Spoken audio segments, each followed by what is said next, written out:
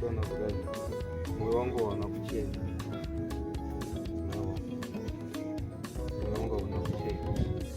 Senda daro. Mwana wako Sophia. Kutanga mbapano Sophia. Ndiro chachaito. Asuku. Mungu buda achida. Chiri kwaida. Nasi chaita rumbwana. Amuka ndikada mwana nabagota. Sophia anga utobuda kadai. Adina kubuda kumutauza nekuti. Ndashaba kuti ngamudana sei. Ni bagosho ngoya bagosho ndisabura wedu. Pachivanze panga panongosvikana nhasi isina yogara.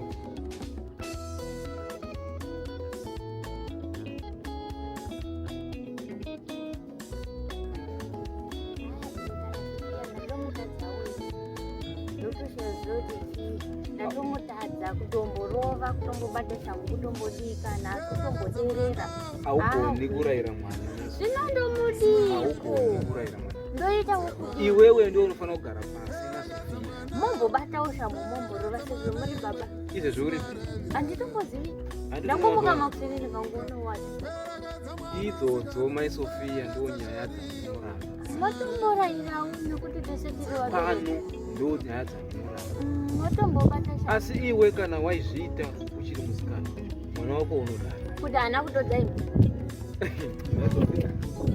Mai Sophia unorwara. Aiwa, mai Sophia nyari kutaura inyaya iri patimba. Mwana wako asiri. Iye zita rawo reshami uripo. Unongondeiya nenyika. Iye zvindakauri kwai uri kubveru. Ye wadai guruwayo. Unongofamba. Shami. Mwana uyu Sophia uyu nhasi achisvika pano. Ndakumurova zvokuti. Iwe unongoti chero mukarova zvinobetsera, asi ini pano ndichitaura naye ndoda kumurova. Musaura mwana wangu. Ndiye oga musikana. Ndiwe mai Sophia dambuko rako. Charova mosi. Unenge wagwadzawo. Ndichirazi ndokuserire remba rokumusoro. Ndakabvunzika. Achipinza zvikomana zvake munhu. Zvakaoma nemwana. Ndisina kuudza moyo wangu haucheni, asi Sophia akasvika pano nhasi. Kurevesa kudai. Ndamufa.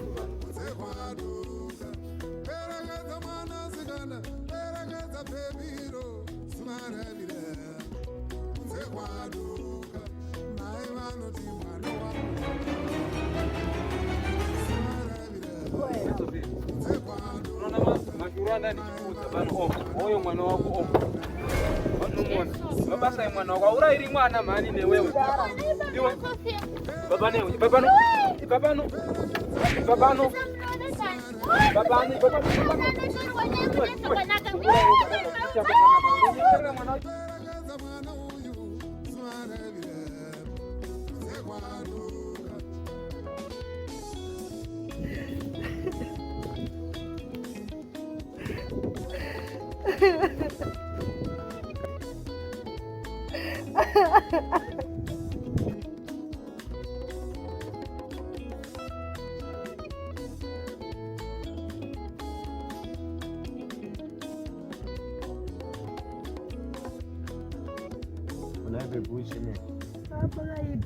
Pakatoipa ndarowana mudhara nenyaya yekudhakwa.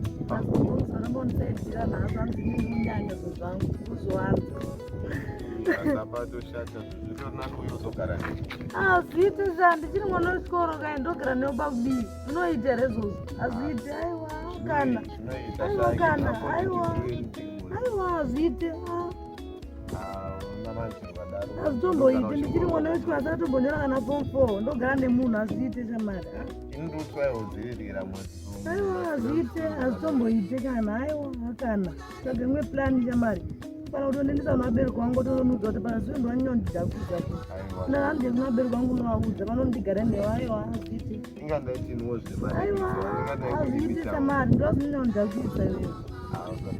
Ndapinda pamahwana mudhara wangu kwao. Ndozvavatana kusaidzira nhasi.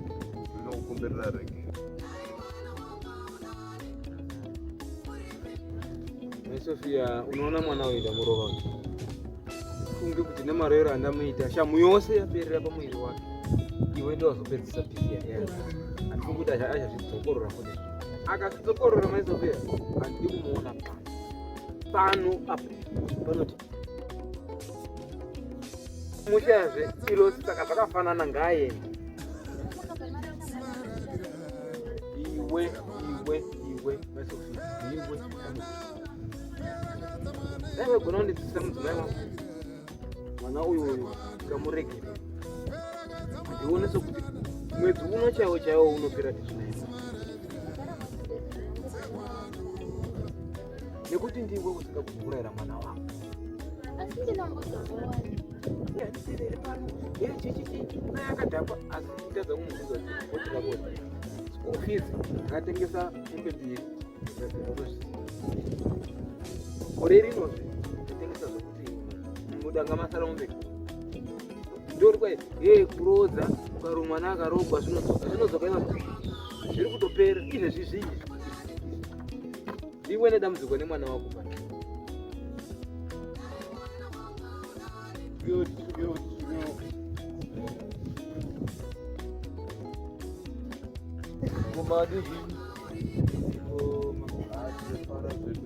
dada uya uzokungiroregerero andisomba kwedu kwakaitika kupasaka shamwari yangu kupasisobaa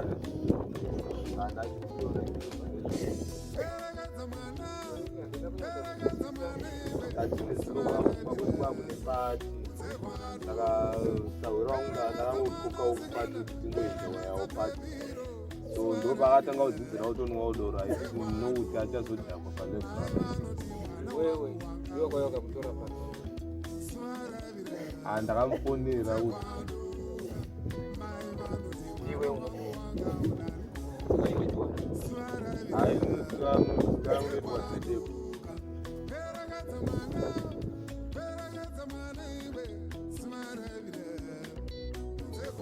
zvakaoma aita ikakuhwa kwako kwaunobva mwana wokwana inobva ukungore kwaseke wewe unoziva here kuti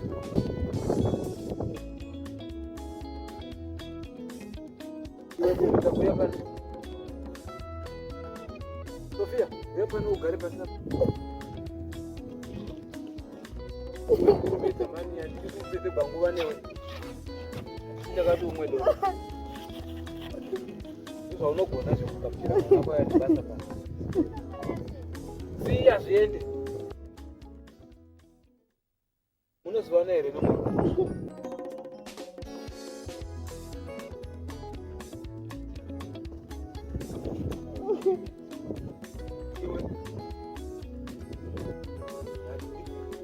Kira kudada na wabereki vako asi muchaita musi wewe